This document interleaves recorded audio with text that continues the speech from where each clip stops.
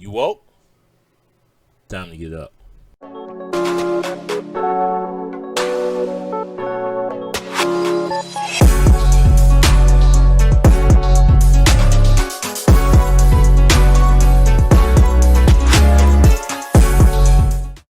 Good morning. Welcome to Thought You Awoke, No Speed Limit Podcast. Hey, I apologize. I'm going to talk about Haiti for a few minutes. I apologize to the folks in Haiti and the folks here in America who are Haitian. I have not spoken of this on my podcast. I should have. We have. I've been inundated by the Afghan incident and all those things. Now, that is something I need to talk about because it goes into this thing about black and brown people. Now,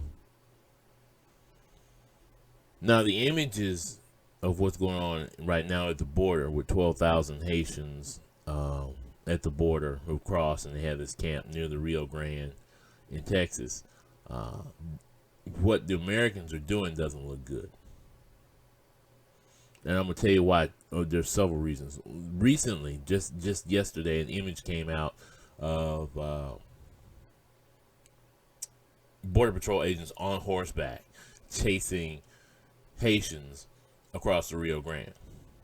Now, from what I hear, these Haitians are going back and forth across the border to get food because, of course, there's food shortages on this side, and the Americans are not giving a whole lot of food out. They're trying to give out food and water, but I hear there's food shortages. So Haitians are going across the border, back across the border into Mexico to get food and water and bring it back across the Rio Grande. Now, as that happens now, the Border Patrol agents are patrolling that river on horseback and chasing these men out of the country. Now, that image alone has a detrimental image towards black people. When black people see this, they think of slave patrols.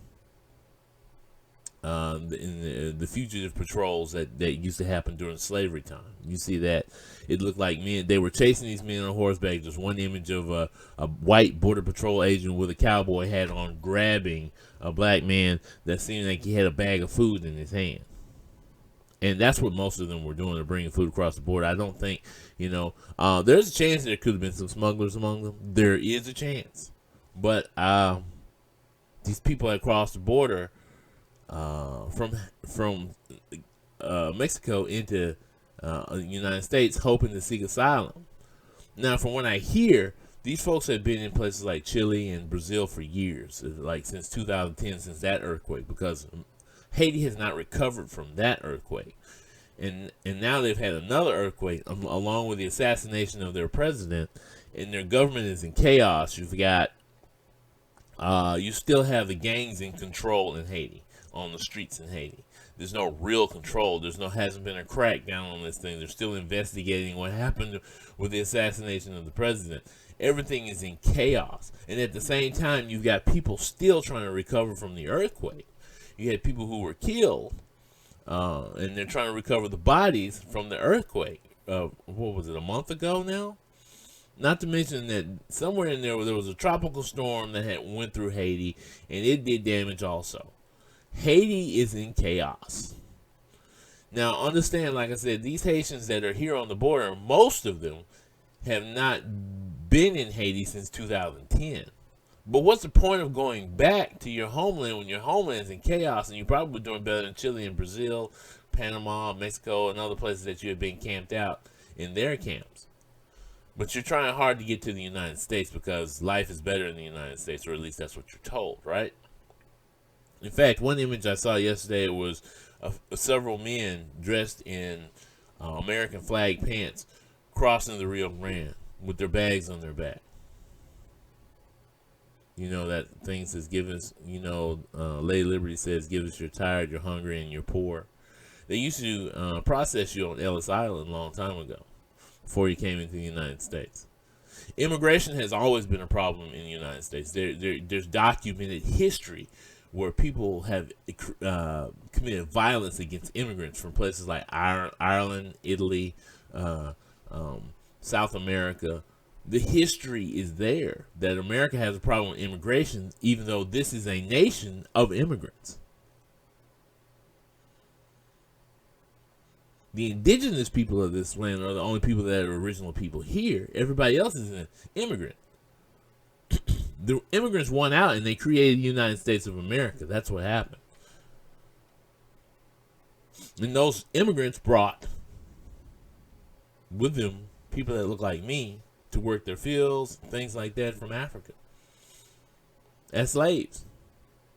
So then we see this image of Haitian refugees at the border being chased by men on horseback, white men on horseback, Mexican men on horseback.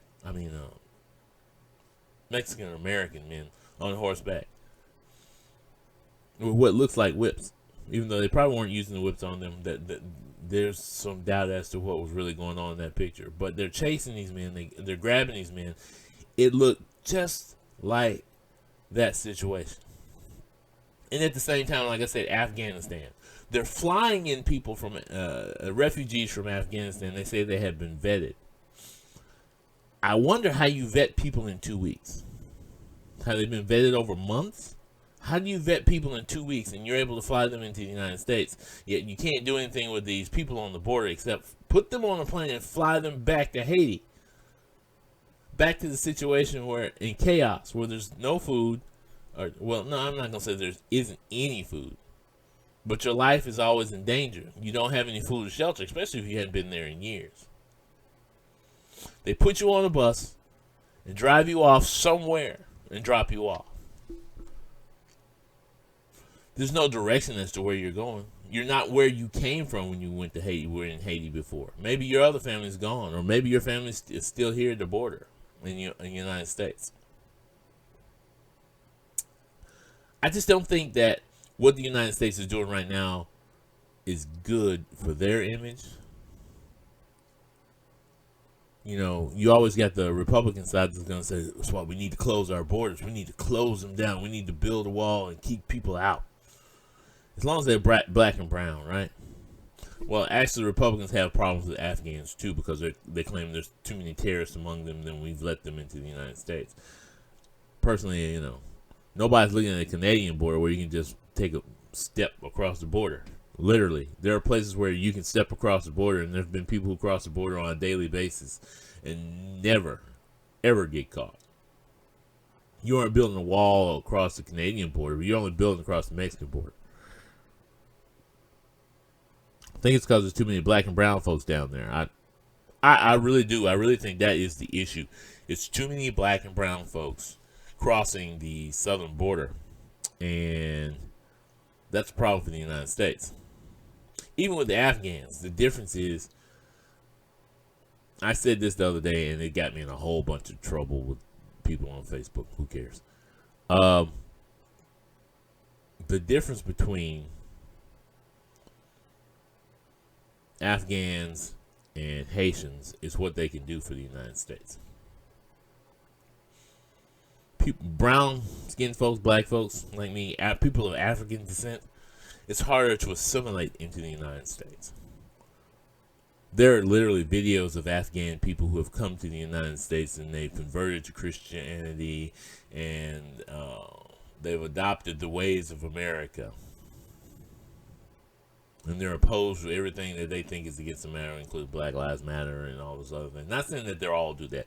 That would be wrong to say that. That's not true. But it's what they can do for the United States. America was smart about who they took. Believe me, they took people who have education, people who can work in doctor's offices, people who are computer engineers, people who have experience working in the government, business executives, businessmen, folks who are well-read. That's who they took. Now, at the border of Mexico, you've got these Haitians. You're not sure what you're going to get. They were smart enough to get on a boat and go to Chile and Brazil and live there for years. They may even know multiple languages by now.